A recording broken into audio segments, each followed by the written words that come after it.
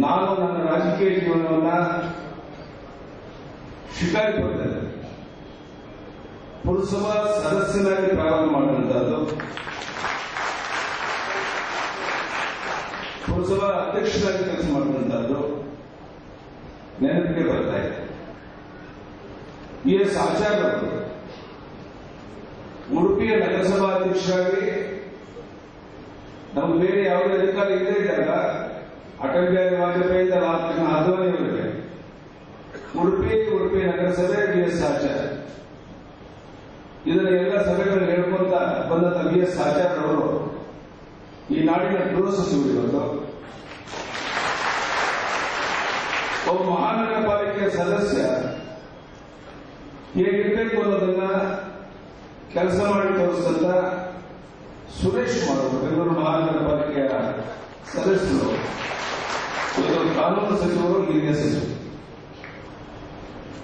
ನೀವು ನಂಬ್ತಿರೋ ಗೊತ್ತಿಲ್ಲ, ಬೆಳಿಗ್ಗೆ 6 ಗಂಟೆಗೆ ನಾನು ಪುರಸಭಾ ಅಧ್ಯಕ್ಷನಾಗಿ ಸೈಕಲ್ ಅಲ್ಲೇ ಶಿಕಾರಿಪುರದಲ್ಲಿ ಓಡಾಟ ಪ್ರಾರಂಭ ಮಾಡಿದ್ರೆ ಅಲ್ಲಿಯ ಪೌರ ಕಾರ್ಮಿಕರು ಬರೋಕ್ಕೆ ಮುಂಚೆ ನಾನು ಶಿಕಾರಿಪುರದ ರಸ್ತೆ ಇರ್ತಾ ಇದ್ದೆ. 8 ಗಂಟೆಗೆ ವಾಪಸ್ ಹೋಗೋವರೆಗೂ ಇಡೀ ಊರಲ್ಲಿ ಸೈಕಲ್ ಅಲ್ಲಿ ಸುತ್ತಿ ಮನೆಗೆ ಬರ್ತಾರೆ. ಉಡುಪಿ ನಗರಸಭೆಗೆ ಸುದೀರ್ಘವಾದ ಇತಿಹಾಸ ಇದೆ. ಅಲ್ಲಿನ ಹಿಂದಿನವರಿಗೆ ಉತ್ತಮವಾದಂತಹ ಒಂದು ನಾಗರಿಕ ಸೌಲಭ್ಯ, ಪ್ರಗತಿಪರ ಚಿಂತನೆ, ಇದು ಈ ನಾಡಿನ ಎಲ್ಲರ ಗಮನವನ್ನು ಸೆಳೆದಿದೆ. ಇದೀಗ ಅಮೃತ ಮಹೋತ್ಸವದ ಸಂದರ್ಭದಲ್ಲಿ ನಾನು ಎಲ್ಲರಿಗೂ ಶುಭಕಾಮನೆಗಳನ್ನು ಕೊಡೋದಕ್ಕೆ ಇಚ್ಛೆ ಪಡ್ತೇನೆ. ಇಂದಿನ ಸನ್ನಿವೇಶದಲ್ಲಿ ನಗರೀಕರಣ ಅನಿವಾರ್ಯವಾಗಿದ್ದು, ಉದ್ಯೋಗ, ಶಿಕ್ಷಣ, ಆರೋಗ್ಯ, ನಿವೃತ್ತ ಜೀವನದಲ್ಲಿ ನಗರಕ್ಕೆ ವಲಸೆ ನಿರಂತರ ಒಂದು ಪ್ರಕ್ರಿಯೆಯಾಗಿ ನಡೆಯಬೇಕಾಗಿದೆ. ನಮ್ಮ ನಗರಗಳ ಸ್ವಚ್ಛತೆ ಮತ್ತು ಸೌಕರ್ಯಗಳು ದೊಡ್ಡ ಪ್ರಮಾಣದಲ್ಲಿ ಸಿಗಬೇಕು ಅನ್ನುವಂಥದ್ದು ನಮ್ಮ ಸರ್ಕಾರದ ಇಚ್ಛೆಯಾಗಿದೆ. ಇದಕ್ಕಾಗಿಯೇ ಈ ನಗರಸಭೆ, ಪುರಸಭೆಗಳಿಗೆ ಮೂಲಭೂತ ಸೌಕರ್ಯಕ್ಕಾಗಿ ದೊಡ್ಡ ಪ್ರಮಾಣದ ಅನುದಾನವನ್ನ ನೀಡ್ತಾ ಇದ್ದೇವೆ.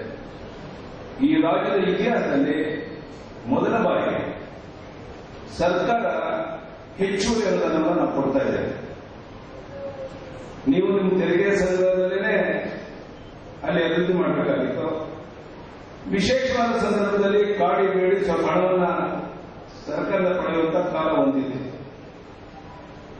ಆದರೆ ಕಳೆದ 2 ವರ್ಷದಿಂದ ನಗರಸಭೆಗಳಿಗೆ ವಿಶೇಷವಾಗಿ ಜಿಲ್ಲಾ ಕೇಂದ್ರಗಳಿಗೆ 15 ಕೋಟಿ ರೂಪಾಯಿ ಕೊಡುವಂತದ್ದು, ನಗರಸಭೆಗಳಿಗೆ ತಾಲೂಕು ಕೇಂದ್ರದಲ್ಲಿ ತಲಾ 5 ಕೋಟಿ ರೂಪಾಯಿ ಕೊಡುವಂತದ್ದು, ಪುರಸಭೆಗೆ 2 ಕೋಟಿ ರೂಪಾಯಿ ಕೊಡುವಂತದ್ದು, ಪಟ್ಟಣ ಪಂಚಾಯತ್ಗೆ 2 ಕೋಟಿ ಕೊಡುವಂತದ್ದು, ಮಹಾನಗರ ಪಾಲಿಕೆಗೆ 100 ಕೋಟಿಯನ್ನು ಕೊಡುವಂತದ್ದು.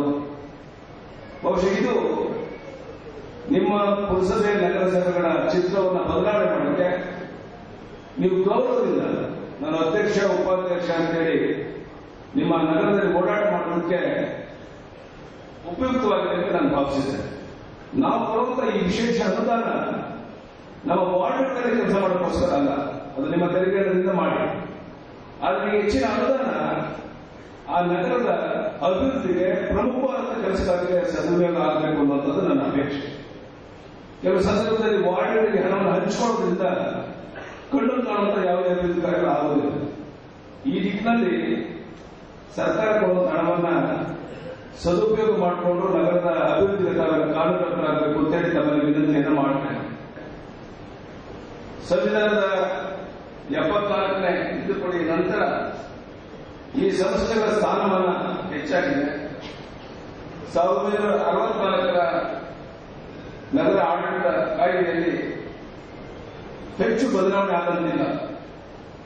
ಈ ಕಾಯ್ದೆಗಳಿಗೆ ಸೂಕ್ತವಾದಂತಹ ತಿದ್ದುಪಡಿಯನ್ನು ತಂದು ಶಕ್ತಿ ಆ ಚಲಾವಣೆ ಮಾಡೋಕ್ಕೆ ನಿಮಗೆ ಸಿಗಬೇಕು ಅನ್ನೋದ್ರ ಬಗ್ಗೆ ಚಿಂತನೆ ನಾವು ಮಾಡ್ತಾ ಇದ್ದೇವೆ. ಸಂವಿಧಾನದ 12ನೇ ಶೆಡ್ಯೂಲ್ನಲ್ಲಿ ಕಾಣಿಸುವಂತೆ ಹಲವು ಅಧಿಕಾರಿಗಳನ್ನ ಪೌರ ಸಂಸ್ಥೆಗಳು ನೀಡುವಂತದ್ದು ಸೇರಿದಂತೆ ನಗರಸಭೆಗಳಲ್ಲಿ 3 ಸ್ಥಾಯಿ ಸಮಿತಿಗಳಿಗೆ ಅವಕಾಶ ಕಲ್ಪಿಸಿ